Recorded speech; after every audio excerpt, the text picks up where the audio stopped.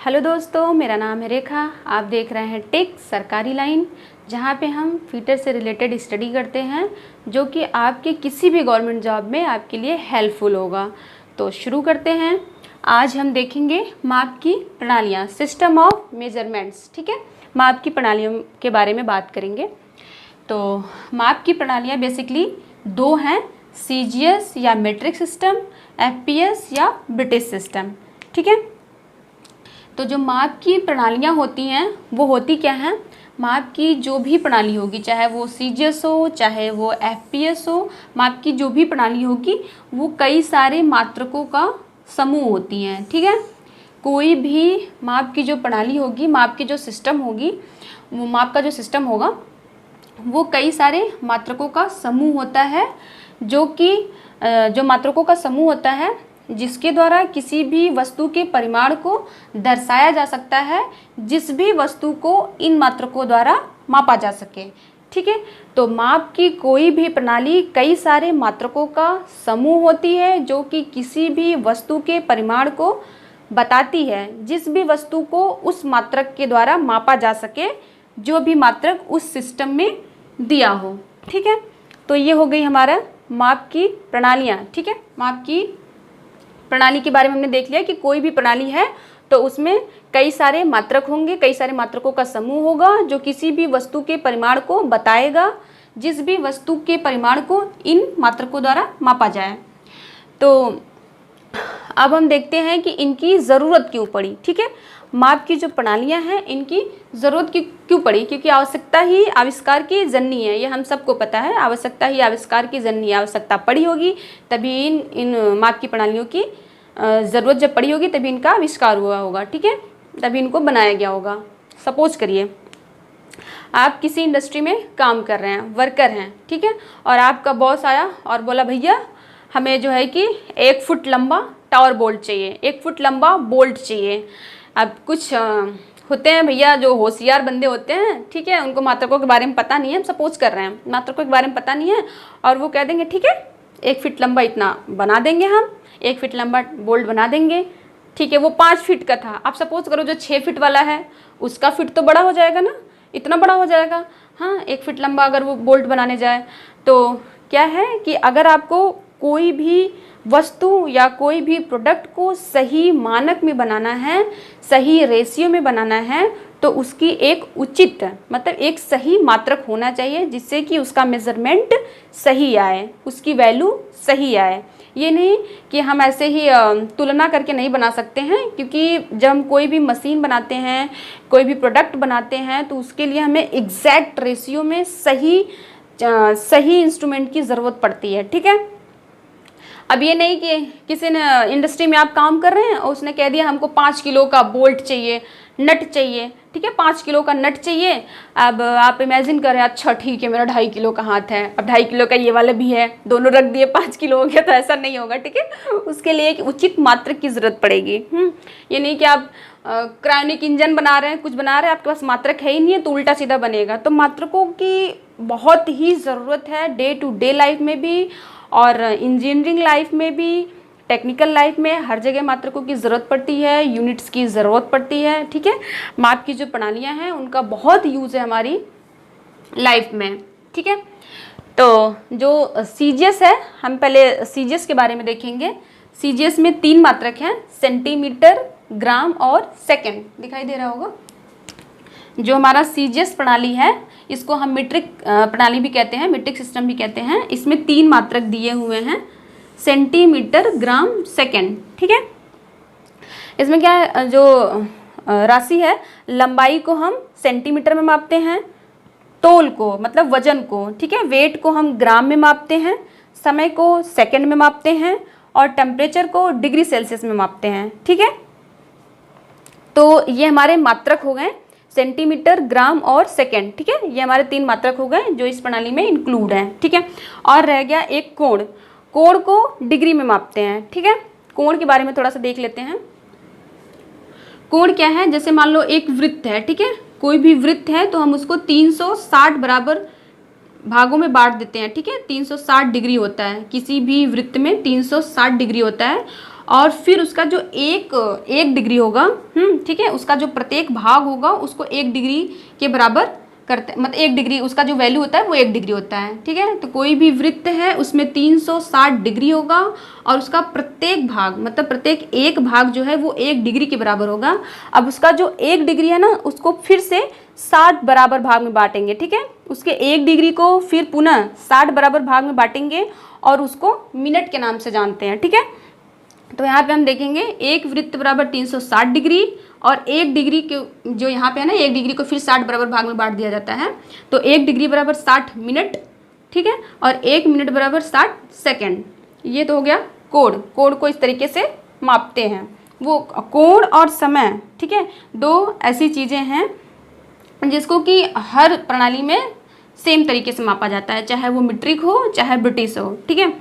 और ये इसके सिंबल हैं, ठीक है, ये इसका सिंबल है। जैसे कोई भी नंबर लिख के हमने लिखा 2, हमने 2 लिख दिया, यहाँ पे ऐसे कर दिया तो ये 2 डिग्री हो गया, ठीक है।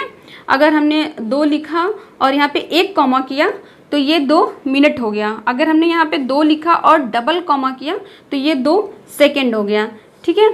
तो यहाँ से क्वेश्चन पूछता है, अभी हम आगे देखेंगे किस तरीके से क्वेश्चन पूछता है, पहले इसको देखते हैं। तो ये हमारा हो गया मीट्रिक प्रणाली। लेकिन कोई भी प्रणाली ऐसे तो होता नहीं है, कोई भी सिस्टम आपने बनाया आपके मन मुताबिक चलेगा, उसको कहीं ना कहीं से सर्टिफाइड कराना पड़ता है, ठीक है। कोई उसका एक स्टैंडर्ड लेवल होगा। ऐसा नहीं कि आप भी जब एडमिशन कराने जाते हैं तो पहले आप देखते हैं कि आपका कॉलेज सर्टिफाइड है कि नहीं।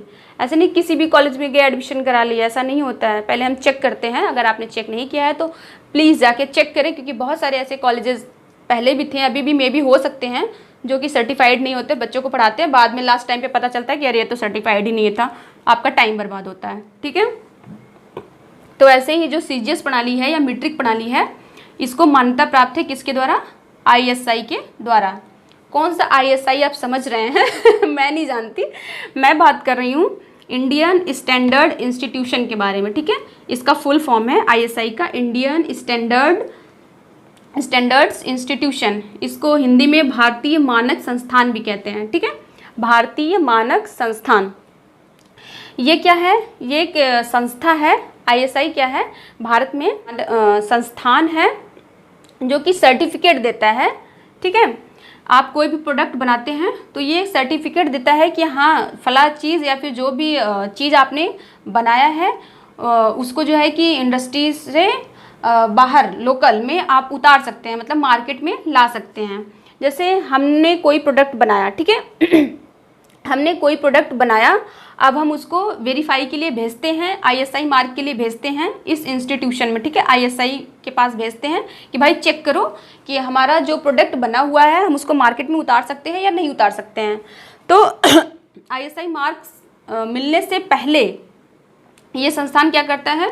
उस प्रोडक्ट को बहुत ही अच्छे से बारीकी से चेक करता है, ठीक है। अगर जिस भी चीज़ से वो रिलेटेड है, अगर ईटेबल है, जैसे ईटेबल है, खाने वाली चीज़ है, तो उसमें देखेगा कि कहीं केमिकल ज़्यादा तो नहीं है, कोई ख़राब चीज़ तो आपने मिला के नहीं बना दी जो हार्मफुल हो। और जैसे कोई इंडस्ट्री से रिलेटेड है तो आपने गलत मटेरियल तो नहीं लगा दिया, ठीक है, जहाँ पे स्टेनलेस स्टील लगाना चाहिए कहीं आपने आयरन तो नहीं लगा दिया, मतलब, ठीक है।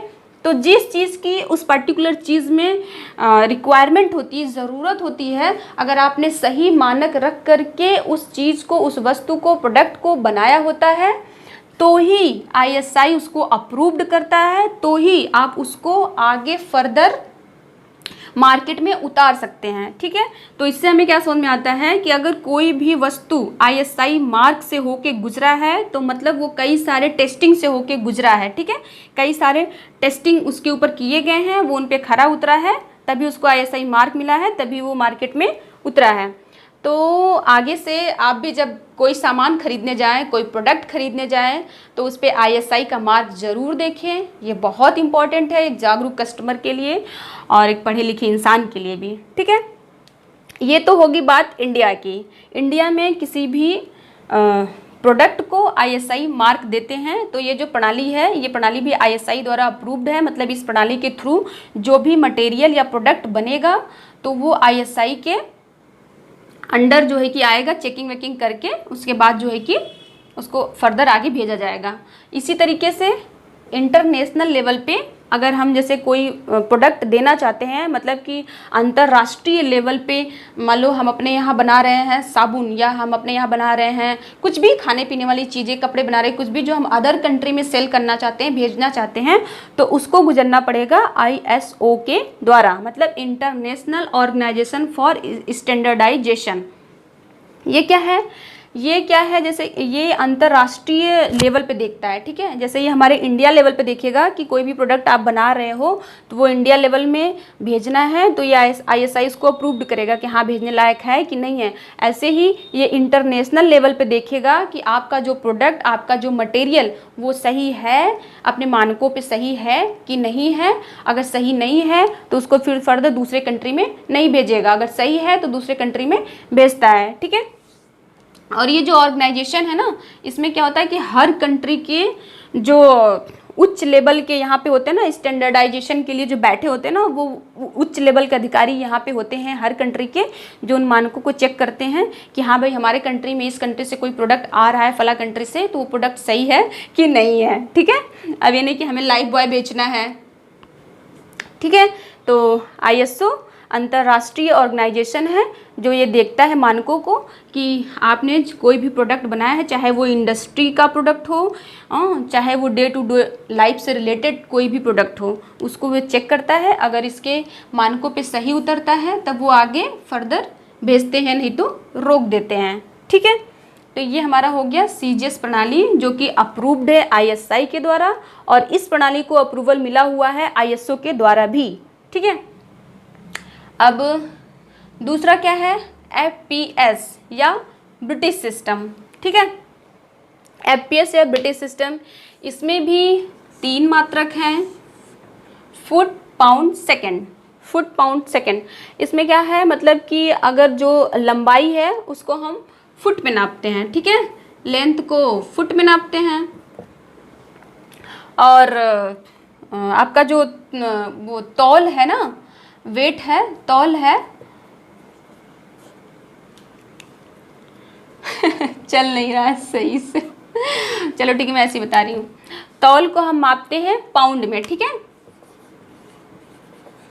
हाँ, तौल को पाउंड में मापते हैं। और समय तो मैंने बताया, समय जो है कि हर सिस्टम में एक तरीके से ही मापा जाता है। समय का जो मात्रक है वो हर सिस्टम में सेम है, चाहे सेकंड में नापेंगे, मिनट में या घंटा में, ठीक है। तो समय सब में ठीक है, बस इसमें जो लंबाई और वेट का मात्रक है वो अलग अलग है, पाउंड है और फुट है, ठीक है।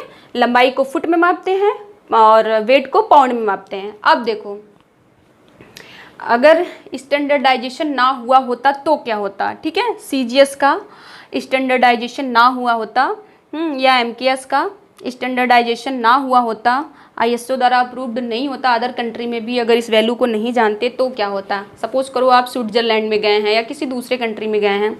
ये FPS जो है इसका FPS को हम ब्रिटिश सिस्टम भी कहते हैं। ब्रिटिश सिस्टम मतलब कि ये उन कंट्रियों में प्रचलित था जहाँ पे अंग्रेज रहते थे या जहाँ पे वे राज कर चुके थे, ठीक है। तो अगर आप ऐसी किसी भी कंट्री में जाएं और अगर ये स्टैंडर्डाइजेशन ना हुआ हो तो क्या होता। आप जाते हैं और कहते भैया हमें स्कूल जाना है, यहाँ से कितनी दूर होगा, तब वो क्या कहेगा 1000 फुट चले जाओ, इतनी दूरी पे होगा। अब लो, अगर फुट तो चलो फिर भी ठीक है, आपको थोड़ा बहुत फुट के बारे में अंदाज़ा है, लेकिन आपको सामान खरीदना है, ठीक है। और आप बोले कि हमको 1 किलो चावल चाहिए, 1 किलो दाल चाहिए। अब अगर स्टैंडर्डाइजेशन ना हुआ होता तो वहाँ के जो दुकान वाले हैं, पहली बात तो उनको ही नहीं पता चलता कि आप क्या बोल रहे हैं, कौन सा किलो बोल रहे हैं। और दूसरी बात, वो पाउंड में देते आपको तो आपको पाउंड नहीं समझ में आता, ठीक है। पाउंड की वैल्यू क्या होती है, वो किलो से थोड़ी सी कम होती है, ठीक है। 1 किलो से उसकी वैल्यू थोड़ी कम होती है। तो इसलिए राशियों का, ठीक है, मात्रकों का स्टैंडर्डाइजेशन बहुत ज़रूरी था, ताकि सभी लोग एक फिक्स मात्रक को, मतलब एक फिक्स मात्रक हो जिसके द्वारा फिक्स वैल्यू को समझ सकें। हम जितना कहें आप उतना समझ सकें, ठीक है। तो ब्रिटिश जो सिस्टम है ये, हाँ, ये ज़्यादा यूज़ तो नहीं होता है। इसमें 2 यूज़ होता है, फुट और सेकंड, ठीक है। पाउंड तो अब लगभग विलुप्त हो गया है। पाउंड में कभी कुछ खरीदा है आपने आज तक? मेरे जानने में तो मैंने नहीं खरीदा पाउंड में कुछ भी। हाँ, तो फुट और सेकंड का यूज़ अभी होता है। और ये तीसरा है एक MKS। MKS क्या है? MKS भी मतलब जो MKS जो है ना, ये CGS का बड़ा रूप है, ठीक है। CGS MKS में इंक्लूड है। MKS में जैसे हम लंबाई को मीटर में मापेंगे, ठीक है। CGS में सेंटीमीटर माप रहे थे, MKS में मीटर में मापेंगे, और तोल को किलो में मापेंगे, और समय को सेकंड में ही मापेंगे। तो CGS जो है MKS में इंक्लूड है, ठीक है। CGS प्रणाली जो है वो MKS प्रणाली में इंक्लूड है। MKS क्या है? CGS का बड़ा रूप है, वही मतलब मापेगा सेम चीज़, बड़े मात्रक है उसके, ठीक है। जैसे आप किसी इंडस्ट्री में काम कर रहे हो, आपको लोडिंग करवानी है 2-3 ट्रक, ठीक है, 2-3 ट्रक लोडिंग करवानी है, और अब अगर आप CGS प्रणाली को फॉलो कर रहे हैं तो आप मेज़र करेंगे, अच्छा ठीक है 2 ग्राम, 3 ग्राम, 250 ग्राम, 500 ग्राम, ठीक है, ग्राम ग्राम माप रहे हैं, ठीक है, ग्राम ग्राम माप रहे हैं। अब मापते रह जाएंगे आप, तो ठीक है, इसलिए बड़ी यूनिट की ज़रूरत पड़ी। जब आप इंडस्ट्री में जाएंगे, चलिए दुकान पे तो ठीक चल जाता है, 250 ग्राम दाल दे दो 500 ग्राम चावल दे दो, यहाँ पे तो चल जाएगा। लेकिन अगर आप इंडस्ट्री में हैं तो वहाँ ग्राम से काम नहीं चलेगा, ठीक है, तो बड़ी यूनिट की ज़रूरत पड़ती है वहाँ पे।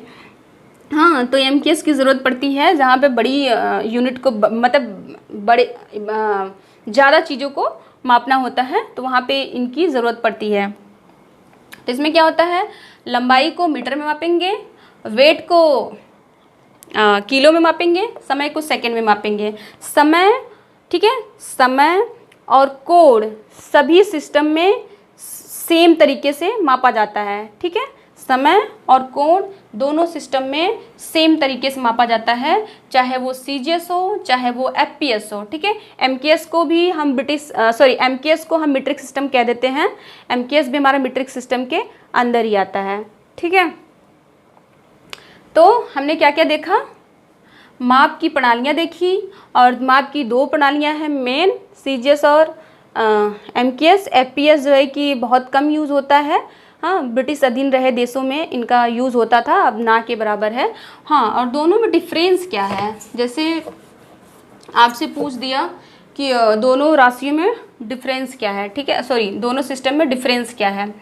तो CGS और FPS में जैसे हम कोई मेज़रमेंट करते हैं ना, CGS और FPS में अगर हम कोई मेज़रमेंट करते हैं, तो ये जो हमारा CGS है ना, CGS कहें या MKS कहें, CGS जो हमारा है MKS सिस्टम, ये 10 का गुणांक है, ठीक है, और ये 10 का गुणांक नहीं है। तो इसमें क्या होता है, अगर हम कोई वैल्यू का मेज़रमेंट करते हैं ना, तो वो सही नहीं आता। जैसे कि हम जब वेट लेते हैं, किलो में जब लेते हैं ना, तो पाउंड से जब मेज़र करेंगे ना, तो उसका एग्जैक्ट वैल्यू ना 1 किलो से कम आएगा, ठीक है। तो इसमें जो मेज़रमेंट होता है ना, इसमें त्रुटियां होने के चांस ज़्यादा रहते हैं। CGS में त्रुटियां नहीं हो सकती हैं या कम होती हैं, क्योंकि ये 10 के गुणांक होते हैं, और समय और कोण दोनों में सेम ही मापे जाते हैं। और ये भी पूछ देगा कि क्वेश्चन पूछ देता है कि लंबाई को ब्रिटिश सिस्टम में कैसे मापते हैं। तो लंबाई को ब्रिटिश सिस्टम में फुट से मापते हैं, और वेट को ब्रिटिश सिस्टम में कैसे मापते हैं, तो पाउंड से मापते हैं। और मेट्रिक सिस्टम में लंबाई को किस चीज़ में मापते हैं, तो सेंटीमीटर में मापते हैं, या तो मीटर का यूनिट दिया रहेगा तो मीटर में मापते हैं। और तोल को ग्राम में मापेंगे या तो केजी में मापेंगे, दोनों में से यूनिट दिया रहेगा, ठीक है। तो जो यूनिट दिया रहेगा, मीट्रिक सिस्टम अगर करके पूछा है, 3 दोनों में से कोई यूनिट दिया रहेगा, चाहे मीटर दिया रहेगा, चाहे सेंटीमीटर, चाहे ग्राम, चाहे किलोग्राम, ठीक है, ऐसे करके दिया रहता है। और एक क्वेश्चन ये रह गया था, मैंने कहा था ये पूछता है, जैसे कि 1 मिनट पेन, हाँ, तो मैंने कहा था ना कि इसको आगे बताएंगे अभी। तो कोण से ना क्वेश्चन पूछता है, जैसे दे दिया उसने कि 10 डिग्री, ठीक है, 10 डिग्री 15 मिनट, हाँ, 20 सेकेंड, 20 सेकेंड ऐसे करके लिख दिया, ठीक है, 20 सेकेंड लिख दिया है। और कई सारे ऑप्शन दे देगा आपको, कई सारे ऑप्शन देगा, 10 degree 15 minute 20 second, 10 degree 15 minute 20 second, ठीक है, 10 डिग्री 15 मिनट और 20 सेकंड। ठीक है, एक ऑप्शन और भी उल्टा सीधा इसमें करके दे देगा। अब आपको लगेगा कि अरे हमने पढ़ा तो था, ठीक है, हमने पढ़ा तो था, क्वेश्चन देखा तो था, लेकिन आपको वहाँ पे याद नहीं आएगा डिग्री का सिंबल क्या है। ठीक है, अगर किसी भी नंबर के ऊपर अगर हम ऐसे बना देते हैं तो वो डिग्री हो जाता है, और अगर सिंगल कॉमा है तो वो मिनट होता है, डबल कॉमा है तो वो सेकंड होता है। आपको बस इतना ही याद रखना है, वो चाहे कुछ भी कर दे। तो आपको पहले देखना है उसने डिग्री क्या क्या लिखा है। हो सकता है कि उसने 15 मिनट पहले लिखा, तो आपको मिनट वाला सिंबल पहले देखना पड़ेगा। हो सकता है कि उसने सेकेंड को पहले कर दिया हो, तो आपको सेकेंड वाला सिंबल पहले देखना पड़ेगा। तो उसने डिग्री लिखा है पहले, तो हम देखेंगे कि डिग्री सबसे ऊपर किसके ऊपर आ रहा है। अच्छा, 10 के ऊपर यहाँ पे भी डिग्री आ रहा है, यहाँ पे भी आ रहा है। ठीक है, यहाँ तक तो दोनों सही है, लेकिन 15 मिनट वाला सिंबल किसके ऊपर है। ऊपर तो सेकंड वाला सिंबल दे दिया है, और नीचे का जो 15 है इस पर मिनट का सिंबल दिया है। तो यहाँ तक ये सही हो गया। दूसरा मतलब कि ये ऑप्शन तो पहले ही गलत हो गया, ये भी गलत हो गया। तो दूसरा ही देखिए, आप ये टिक लगा देंगे कि हाँ ये ऑप्शन सही है। फिर भी आप मिला सकते हैं, सेकेंड वाला सिंबल इस पे दिया, 20 पे सेकेंड का सिंबल दिया है, तो ये आंसर आपका सही है। ठीक है, तो यहाँ से क्वेश्चन पूछता है, और यहाँ से भी क्वेश्चन पूछता है कि मेट्रिक सिस्टम में फला चीज़ को कैसे मापते हैं, या एफपीएस में किलो वेट को कैसे मापते हैं। ठीक है, और आईएसआई द्वारा अप्रूव्ड है या नहीं है। ठीक है, कौन सा सिस्टम, जैसे कि ब्रिटिश सिस्टम या मेट्रिक सिस्टम, इनमें से कौन सा 10 का गुणांक है। ठीक है, तो इस तरीके से क्वेश्चन पूछता है। या तो एक पूछ देगा कि 1 डिग्री बराबर कितने मिनट के बराबर होता है, या 1 डिग्री बराबर कितने सेकंड के बराबर होता है। ठीक है, ये क्वेश्चन भी पूछता है। और या तो पूछ देगा कि जो वृत्त है, वृत्त का जो एक भाग होता है वो कितने के बराबर होता है। तो ठीक है, अगर आपको फंडामेंटल क्लियर है तो क्वेश्चन किसी भी तरीके से घुमा के पूछे, आप उसको सॉल्व कर लेंगे। ठीक है, आई होप कि आज का टॉपिक आपको समझ में आया हो। अगर आप हमारे चैनल पे नए हैं तो चैनल को सब्सक्राइब कर दें, बेल आइकन को प्रेस कर दें, और आल पे जाके क्लिक कर दें, ताकि कोई भी हमारा वीडियो आए तो आपको नोटिफिकेशन सबसे पहले मिल जाए। तो फिटर से रिलेटेड तैयारी करने के लिए आप हमारे साथ जुड़े रहें। धन्यवाद, मिलते हैं नेक्स्ट वीडियो में।